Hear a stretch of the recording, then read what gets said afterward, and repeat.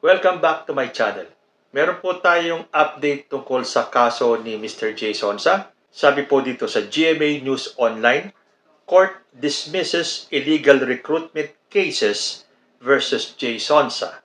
The Quezon City Regional Trial Court has dismissed 2 cases filed against veteran broadcaster Jay Sonsa, the Bureau of Jail Management and Penology said today. VJMP spokesperson Jail Chief Inspector JREX Joseph Bustinera told GMA News Online that Quezon City RTC Branch 100 has provisionally dismissed the syndicated and large-scale illegal recruitment case filed against Sonsa due to the complainant's failure to attend the hearings. Similarly, Quezon City RTC Branch 215 has provisionally dismissed the illegal recruitment case against the veteran broadcaster.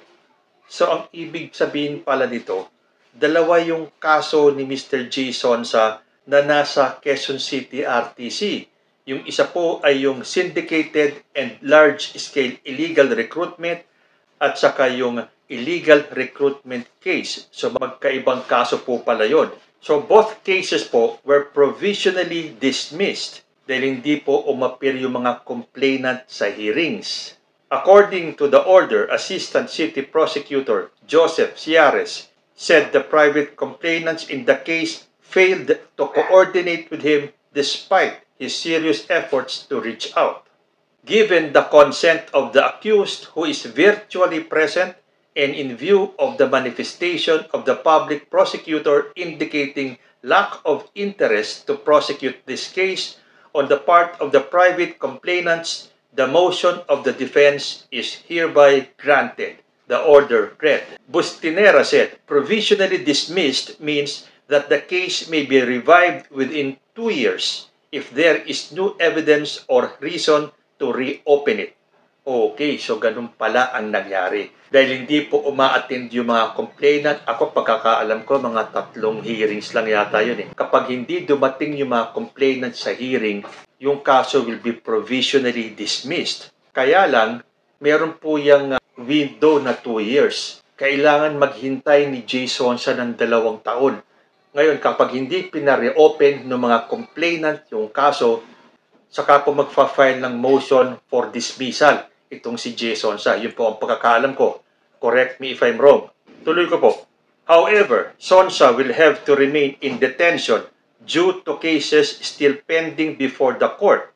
11 counts of estafa in Quezon City RTC Branch 100 and a libel case in Quezon City RTC Branch 77.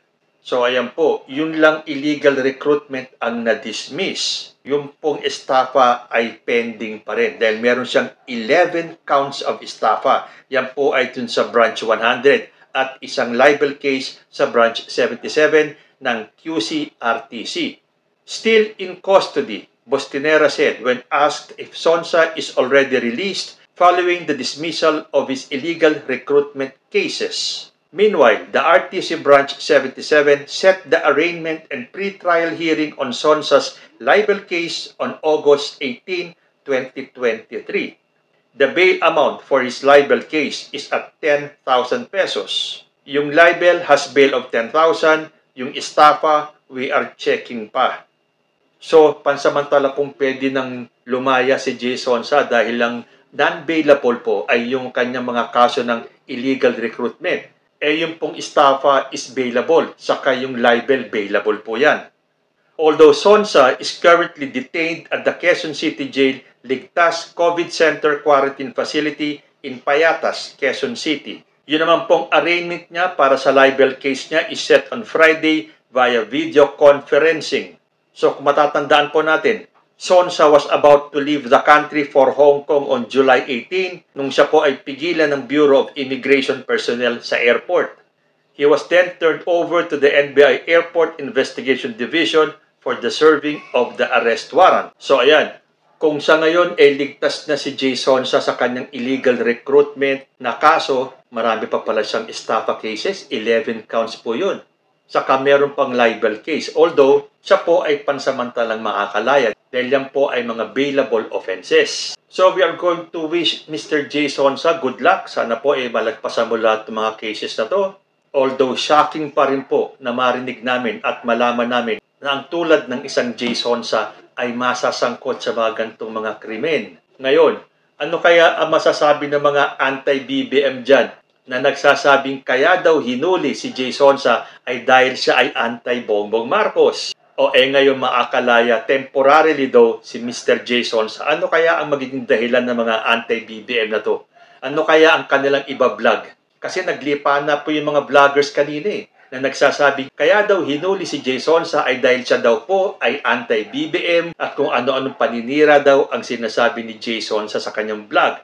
Although ang pagkakaalam ko dati ay pro-BBM yan si J. Sonsa. Lately daw ay naging anti-BBM na itong si J. Sonsa. Well, tulad ng sinabi ko sa aking previous episode, wala akong pakialam kay pro-Duterte, pro-Marcos o anti-BBM itong si J. Sonsa. Dahil ang pinag-uusapan po dito ay yung kaso niya. At wala pong kinalaman yung kanyang pagiging anti-BBM kung bakit siya nahuli. So itong mga nagpapakalat ng mga maling balita, na maling impormasyon na kaya daw hinuli si J. Sonsa ay dahil siya ay anti-BBM, hintayin po natin kung ano yung mga bawi nila sa mga vlogs nila.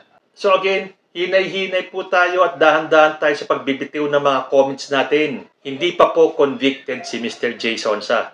Ngayon, kung siya ay tuluyang mapawalang sala, good for him. But then again, kung siya ay mapatunayan na involved dito sa estafa cases niya at sa libel case niya, that will be the time na dapat niyang harapin yung mga kasong yan. At dito sa mga nagpapakalat ng mga disinformation, umpisa pa lang yan.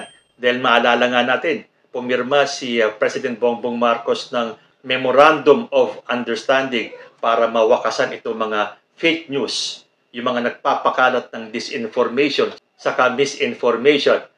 Pero sige lang, okay lang, tuloy-tuloy nyo yan. Wala kayong takot Basta siguraduhin nyo lang na yung mga pinapakalat yung fake news ay may kasamang resibo at kaya nyong pangatawanan yan na ang mga sinasabi nyo ay pawang katotohanan lamang in case kayo ay mapatawag para magpaliwanag dyan sa mga maling impormasyon na ipinapakalat nyo.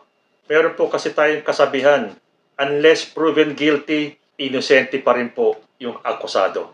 Kayo po, ano ang masasabi nyo dito sa bagong kaganapan sa kaso ni Mr. J. Sonsa? Comment lang po down below and I will see you next time. Peace.